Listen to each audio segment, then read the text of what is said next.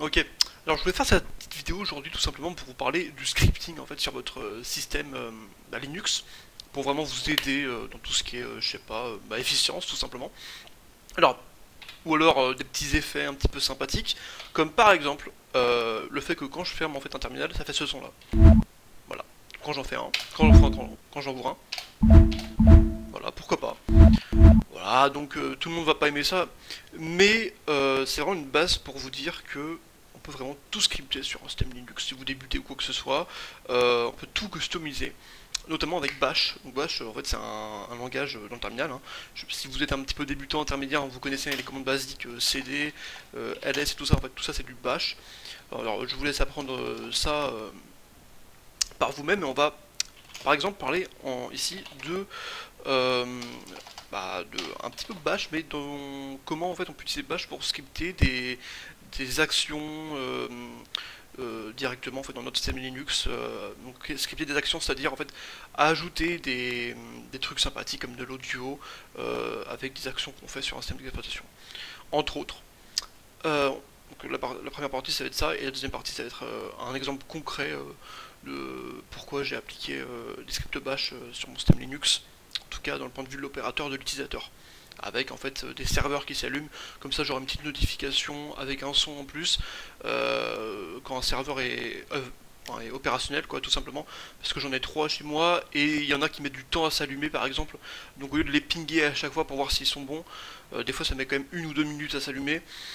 Voilà. Je préfère aller, je peux regarder mes mails, etc. et avoir une petite notif quand c'est opérationnel, comme ça j'y vais directement. Donc déjà on commence par le fait de mettre du son dans chaque action. Par exemple, là, qu'est-ce qui se passe ici? Bah alors on définit un script de bash, voilà, donc forcément c'est dans les binaires et c'est bash. Et on va faire une boucle true, donc l'infini quoi. Ça va rechercher en fait tous les processus au nom de Alacrity, donc en fait mon terminal. Les processus aussi du Mockpin, donc en gros mon player de musique, hein, celui-là. Voilà, ça fait un petit son, donc je le remets. Voilà. Et après après ça attend un dixième de seconde et ça les reprend euh, pour voir si quelque chose tout simplement a changé. Et on compare si quelque chose a changé dans ces conditions-là. Donc, entre A et B, on va comparer s'il y a un processus en plus d'Alacrity. Donc quand en fait PS AUX, et donc en gros ça va lister les processus, et que dans ces processus là en fait on va grep, c'est-à-dire qu'on va prendre, on va regarder le processus qui s'appelle par exemple Alacrity. Alacrity. Donc, voilà, donc là il y a tout ça, donc il y en a, donc comment on sait combien il y en a? On fait un petit wc-l pour en fait avoir le nombre de lignes que le retour de la commande nous donne. Et ça nous fait 6. Si je supprime un terminal, donc par exemple, on va dire que si j'ouvre un et que je refais, il y en a évidemment 7. Donc voilà, donc à partir de ça déjà, et des simples conditions bash, vous pouvez faire des trucs déjà assez extra. Bon, c'est pas mal quoi, tout simplement. Pas forcément extraordinaire, mais je sais pas, lancer, voilà, donc là vous comparez numériquement les valeurs et après vous pouvez lancer ce que vous voulez. Donc, en l'occurrence ce que j'ai fait, alors j'arrivais pas en fait à utiliser MPV par exemple, donc un player de vidéo ou de musique, et de pas avoir un truc bizarre qui se passe. Donc en gros j'ai lancé un processus en background, donc avec le petit end à la fin. En fait c'est un script Python avec PyAudio tout simplement. Donc là si je vous montre, très très simple, hein. Très très simple, voilà, qui va juste en fait jouer un fichier en WAV quoi, donc un MP3 ou un WAV on s'en branle, on s'en fiche. C'est juste en fait que ça joue du son tout simplement. Et voilà. Donc ça c'est très simple, hein, c'est pour vous dire, hein, vous avez plein de trucs à faire, plein de trucs sympas. Alors là vous aurez peut-être remarqué que il n'y a pas le fait de jouer un son quand j'ouvre un terminal, parce qu'en fait bon, j'ai débuté comme ça. Quand j'ouvre un terminal, ça charge, ça source le fichier du coup bash BA voilà, RC. Oui, il y a un point, il y a deux points, oui forcément. Parce que le point là, c'est une commande à part entière qui veut dire source. En fait, bon, si je tapais source comme ça, hein, si vous voulez, ça veut dire exactement la même chose. Donc point bash RC. Et là, voilà. Vous voyez qu'en fait, ça exécute le fichier .bash rc du coup. Voilà, décidément, que j'ai juste ici. Et moi, j'exécute ma commande juste là, en fait, tout simplement. Ah oui, d'ailleurs, pourquoi en fait j'ai pas fait comme avant un petit Python 3 play 2.py en background? Tout simplement parce qu'en fait j'avais, comment dire, ça jouait de la musique quand j'ouvrais un terminal, quand je sourçais le fichier bashrc, et quand je faisais après une commande, je sais pas, genre ls par exemple, L, et ben en fait j'avais l'output en fait ici d'un processus réussi, donc en gros de jouer le son.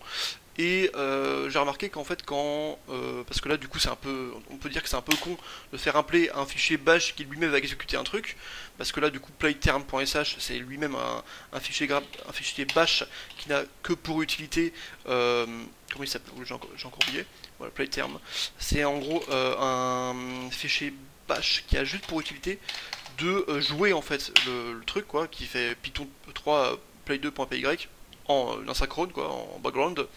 Parce qu'en fait, donc là, du coup, l'output en fait du processus réussi, quand je fais après une commande qui réussit quoi, ou une commande d'ailleurs quelconque, n'est pas redirigé vers le shell que j'ai dans mon terminal, mais vers en fait l'entité du script tout simplement.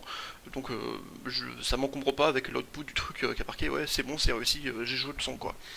Donc en gros c'est le petit hack entre guillemets quoi que j'ai mis en place. Bon maintenant on va passer aux choses sérieuses entre guillemets. Voilà, c'est ça c'était pour vous montrer déjà que c'était assez sympa de faire ça. Donc vous pouvez le faire.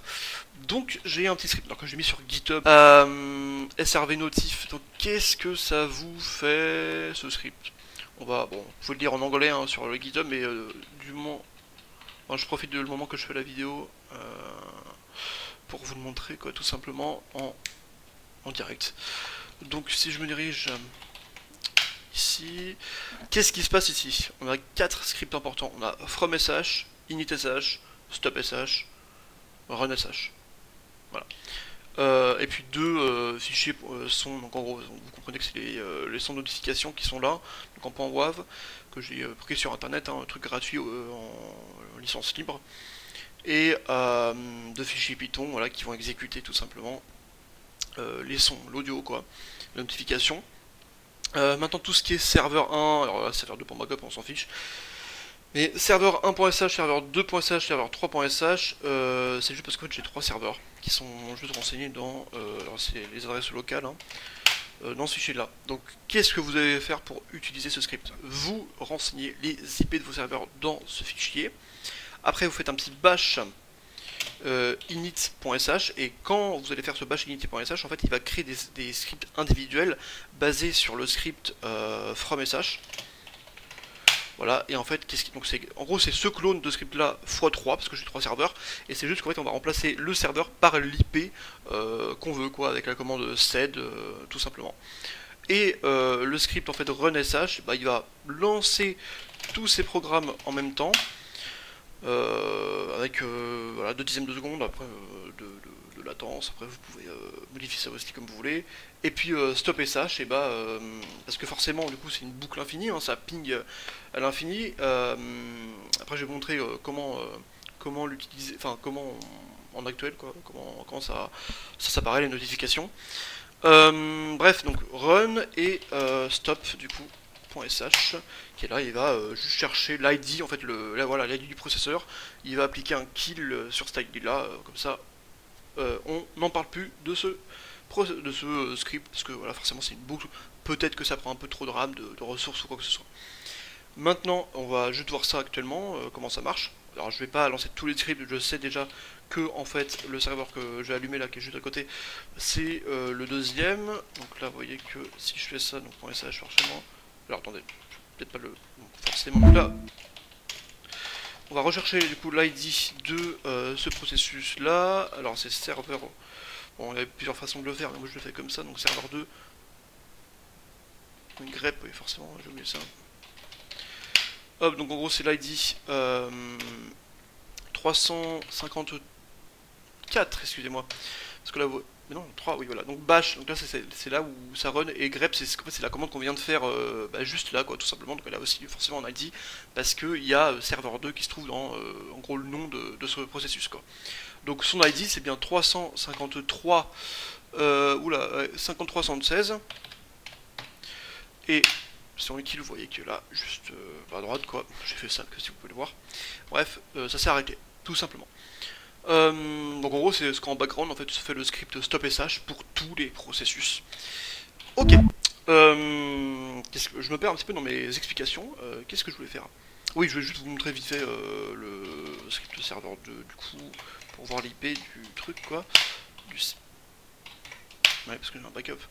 Alors, donc l'IP, ouais, c'est bien 192.68.1.23. Donc on y va, on le run. Donc comme avant, hein, je peux revenir là. Donc au début, forcément, ça ping à 100% de packet lost parce que bah il est pas allumé. Hein, et je l'allume, ce qui prend un peu longtemps. Voilà, c'est un des serveurs qui prend un peu longtemps à s'allumer. Donc en ce moment, l'opérateur, qu'est-ce qu'il peut faire? Enfin, l'opérateur, l'utilisateur, quoi. Il peut juste aller, je sais pas, voir ses mails ou faire autre chose, quoi. Tiens, voir les prix des crypto-monnaies en même temps. Génial, je sais pas, je m'en fiche, hein, j'ai pas de bitcoin. Ok, ça fait ça, très bien. Et puis sur 2 semaines,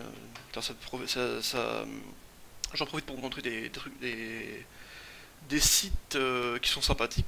Comme il prend un peu de temps à s'allumer, toujours là, il n'y a pas de... Voilà, bon, il vient de s'allumer, vous avez vu la notification, hop, online. Je vais maintenant kill ce serveur manuellement, donc à la main, hein, tout simplement. Je peux pas me SSH dedans et faire un power off, quoique je pourrais le faire, ça serait peut-être plus clean. Non, je vais juste faire ça manuellement, ça sera plus rapide. Donc là, je vais l'éteindre. Allez. Il est un petit peu capricieux, voilà, ça s'allume, un peu bizarre. Donc là, pour l'instant, ça commence déjà. Voilà, et là, petite notif, serveur disconnected. Donc ça marche pour tous mes serveurs, hein, si j'en ai un autre par exemple. Donc là, je le rallume encore. Et là, vous allez voir qu'en fait, il continue de tourner le script. Hein, il va voir en gros quand c'est connecté, etc. Et quand c'est déconnecté. Donc avec un tout petit algorithme très simple. Hein, il s'allume pas ce con. Ok. Et bah il va voir en gros que ça va être connecté. Ouais, il fait un petit bruit. Forcément, t'as les ventilos qui commencent à charbonner un petit peu gênant parce que j'ai pas de truc à dire pour la vidéo quoi. Mais bah, comprenez tout simplement. Je vais pas faire d'editing, j'en ai marre. Mais comprenez voilà qu'on peut faire ce qu'on veut pendant que ça s'allume et que le script répond à un besoin de je sais pas de déficience. Donc là, en gros on peut faire ce qu'on veut, pinguer comme un con à chaque fois le serveur. Qu'est-ce que je peux vous montrer entre temps du coup parce que ça prend un petit peu de temps l'allumage du serveur ou puis vous pouvez passer hein, je pense que là c'est une partie de la vidéo un gros cratère dans le watch time pendant c'est ça ouais même si déjà il n'y a pas grand monde qui regarde ces vidéos donc voilà serveur online tout simplement et du coup forcément ah oui, mais je suis con, tout à l'heure en fait j'ai cherché le processus et j'ai kill merde non. Le putain de script serveur 2.sh alors que je pouvais juste faire serveur donc, allez, et juste run en fait le script stop.sh forcément je peux faire un CTRL C forcément bah c'est arrêté quoi tout simplement. Maintenant qu'est-ce que vous pouvez faire d'autre parce que là en fait je run à la main comme un con. Donc, vous pouvez juste avoir le programme. Je suis con quoi. Ah oui, parce que j'ai fait CD, c'est pour ça. Attendez, j'ai juste.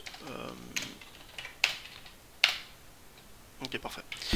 En gros, vous pouvez installer votre donc sur Arch Linux, hein, c'est sudo pacman s et là .x bind keys rc le programme qui ouais c'est bon j'écris correctement le programme qui vous permet de lier en fait des frappes de clavier à des actions quoi très simplement donc vous l'installez vous créez excusez-moi c'est pas .xbind keys rc c'est juste xbind keys tout simplement et le fichier que vous créez c'est le fichier en .xbind keys rc et le paquet hein, c'est juste .xbind keys. Voilà, quoi, tout simplement, et vous créez ce fichier là, nanana, vous mettez entre guillemets l'action que vous voulez faire, donc soit une action directement, genre là, bon, c'est une commande, soit une ligne de commande, soit carrément lancer un script bash, qui, ouais, là, dans le script bash, forcément vous pouvez mettre plusieurs commandes, donc en l'occurrence c'est ce qu'on a quoi, avec les run.sh et stop.sh, vous mettez ça à des frappes de clavier, comme ça, hop, vous allumez votre serveur, vous vous asseyez, vous appliquez une frappe de clavier, vous faites ce que vous voulez entre temps, et vous avez la notification de tout ce qui se passe dans votre pour vos serveurs, quand vos serveurs sont available, sont opérationnels. Ouais, les bugs, ouais. Bref. Et bah voilà, en tout cas j'espère que cette vidéo vous sera utile et vous aura donné des idées par exemple pour automatiser des trucs ou alors pour scripter des choses que vous aimeriez.